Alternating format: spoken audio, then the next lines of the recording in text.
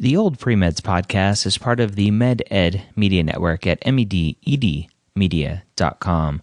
Go check us out, and you'll find that our show, The Pre-Med Years, is hitting its 4th anniversary on November 16th, 2016. Go check out all the shows that we have to offer at mededmedia.com. This show is the Old Pre-Meds podcast, session number 47.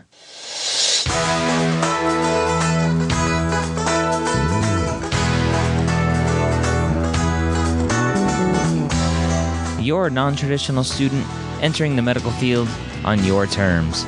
You may have had some hiccups along the way, but now you're ready to change course and go back and serve others as a physician. This podcast is here to help answer your questions and help educate you on your non-traditional journey to becoming a physician.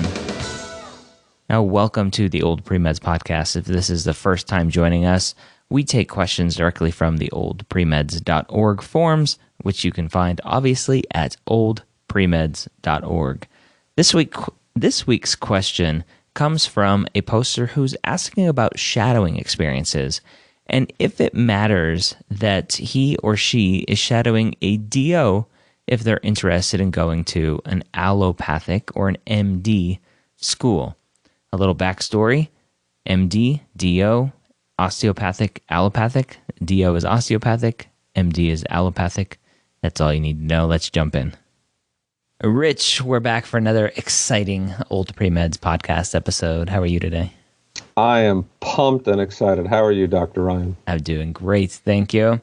So today's poster has a question about shadowing, a DO versus an MD. So Matt is posting here that says, every DO school I've looked up requires that you shadow a DO.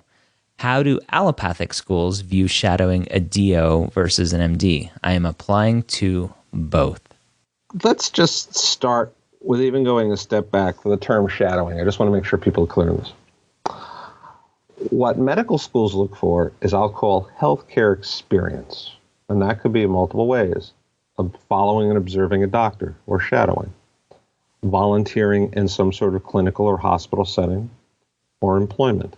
And I would also add community service, social service is close to that in some respects, so it's not far behind. Specifically with shadowing, is you're shadowing a doctor. Whether you're an MD or a DO, that's your degree from school, your education. Most doctors look at what they'll refer to as training, meaning your residency. Where did you go to residency, and what did you do a residency in?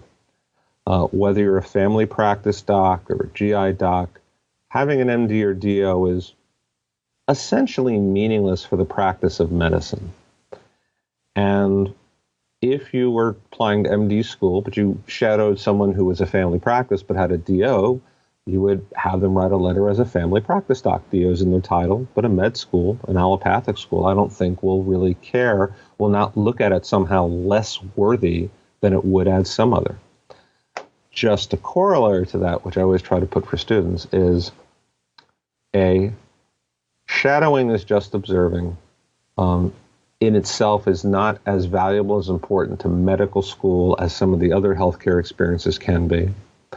And letters from doctors you shadow, except for the schools such as DO, would want to know that you've looked at DOs and you understand that DOs have a slightly different training, OMM, and have some different, I'll say slight different philosophy or professional cultural background in terms of looking at the person more than a specialty sometimes.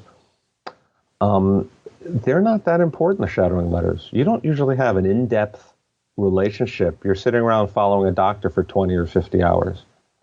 Most schools are not that impressive by a shadowing letter as being all that valuable, yet the students think they want to get those. They're not that important. You need to show most of the schools, most shadowing experiences, you follow a doctor for a short time, they write you a glowing letter with no evidence they had any in-depth relationship with you to show why they're wrong this glowing evidence. If you work for someone for a year, you do research for the doctor, you're acting as I think even more valuable, for example, if you were the receptionist in the doctor's office who knew you were working there as an employee, you're working there with patients, it's probably much more valuable. But just wanted to add that piece. This question comes up constantly. Yeah. The students on the site that shall remain nameless will post, I have 5,000 hours of shadowing and blah, blah, blah. I'm like, why do you have so many hours of shadowing? It's not that important. You just need to understand what life is like as a doctor, and you can do that in 20 or 30 hours. Correct. I will stress, though, that importance. If you look at the college information book for DO schools, which is the MSAR equivalent, the college information book for most of the schools will say that a letter of recommendation from a DO is strongly recommended. And I always tell students, take that as a requirement. If they're saying it's strongly recommended, then do it. And I actually talked to a student on my other podcast, the pre-med years. I had her on as a guest. She applied to DO schools, had not shadowed a DO, and got an interview at a DO school. And they said, between now and when you have your interview, go shadow a DO and make sure that you know what a DO is, and so you can talk about it during your interview. So DO schools do care that you understand the DO philosophy and have usually shadowed a DO.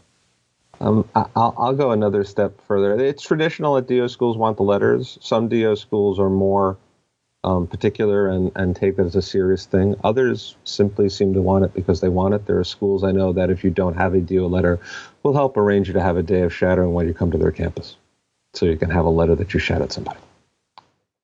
All right, so there you have it. So shadowing, go find somebody that is going to interest you, spend some quality time with him or her, get a good letter of recommendation after spending some quality time. It doesn't matter. The letter's after their name. Doctors are doctors. The only difference, if you're applying to a DO school, it's highly recommended you shadow, obviously, a DO, and try to observe OMT, the osteopathic manipulative medicine or therapy.